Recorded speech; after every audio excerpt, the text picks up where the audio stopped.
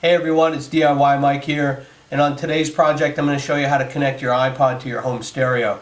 So we're going to build a cable that's got a 3.5mm mini plug on one end and dual RCA plugs on the other end. Okay, so let's go over the tools that we're going to use today. We're going to use a pair of needle nose pliers, soldering iron, wire strippers, wire cutters, and I'm going to use this bench vise to hold the plugs while I'm soldering them. And I'm also going to use a propane torch. This I'm going to use to shrink the shrink tubing. I just find it to be very effective. You can use a heat gun as well.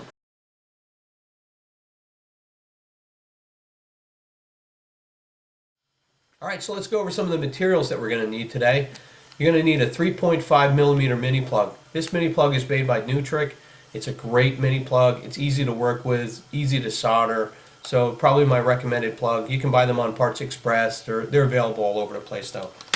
You're going to need two RCA plugs. These are also made by Nutric. They're easy to work with. You can find them anywhere as well. They're available on Parts Express also. They're inexpensive. So you'll need two of those. You're going to need some solder. This is made by Kester. It's got a 2% silver content. It's probably one of my favorite solders. It comes really thin, and it's great to work with small applications like those mini plugs. Okay, so I've selected this 2-conductor wire.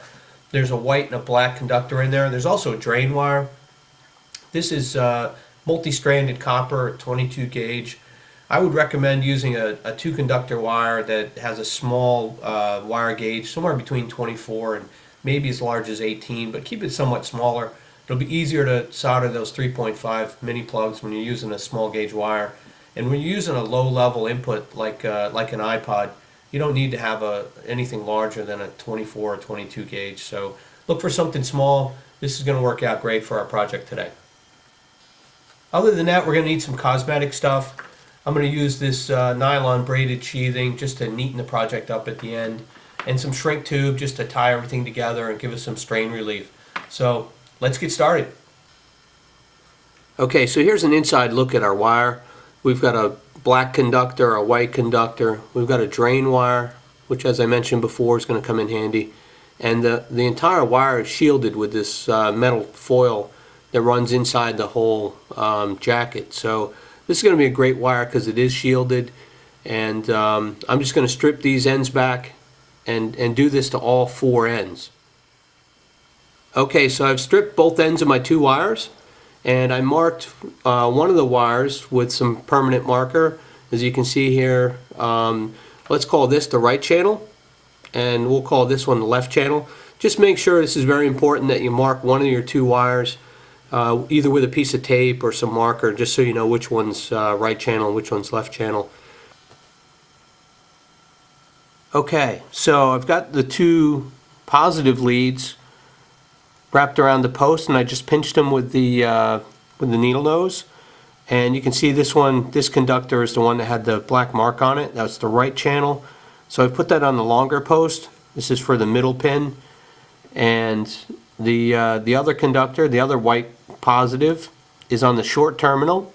And I just pinched that around. I'm just going to solder those 2 in place before I solder the negative ground strap. So I'm just going to bring the heat in. I want to make sure we get it on both the post and the wire evenly, and just bring that in, and that one's done. Same thing on the other side. Make sure the post and the wire are both hot. Just make sure that solder flows across there real nice. That's good. Okay, so I pulled the 2 negative conductors through the hole in the ground strap, and I'm going to solder it from underneath.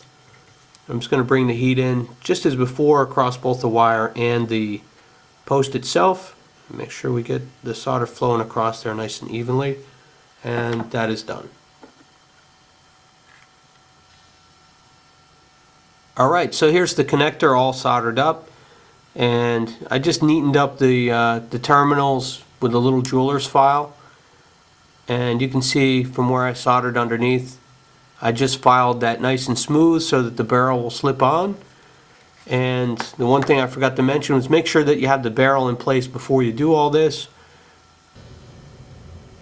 Okay, so there's the connector all buttoned up with the barrel slipped on. all nice and tightened down and ready to go. So let's move over to the other side.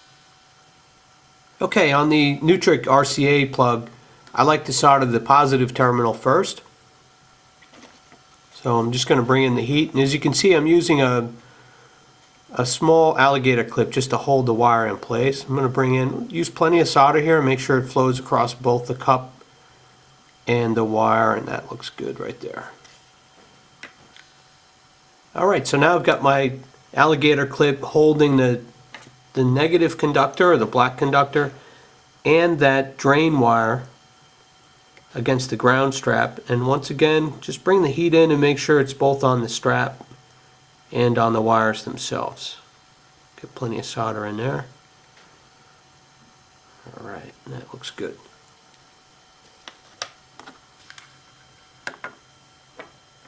Okay, so here's our completed wire. We've got our mini plug on the one side, we've got our two RCA jacks on the other, and as you can see, I've twisted the wire in between the two wires, and I used a little hot glue just to hold it together in a couple spots, just to keep that twist there. And it just makes it nice and neat, and it'll make it easier to jacket this later. Okay, so I've taken two pieces of that braided nylon sheathing, and I slipped them over the two RCA jacks, just down to the point where we've got our Y, where the two come together. And now I'm going to sleeve the sheathing from the other end, from the 3.5mm end, until we meet that same area there when we hit that Y. Okay, so I finished putting the sheath over the whole wire. I've got two pieces on the RCA end where they meet at the Y, and then one piece that I slid over the 3.5mm all the way down to the Y, and then I put that over the other two so it'll neaten up real nice when I get some shrink tube on there.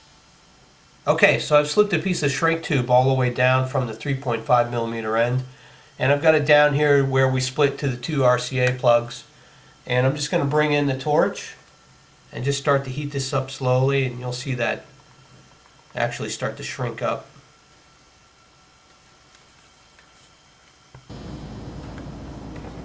Okay, so I've got one of our RCA ends, and I just pulled back the sheath to make sure that this is the right channel, and it's got the black marker on there, so I know I've got the right channel. So I'm going to use a little bit of red shrink tube and just slip that right over the RCA jack, and bring in your torch.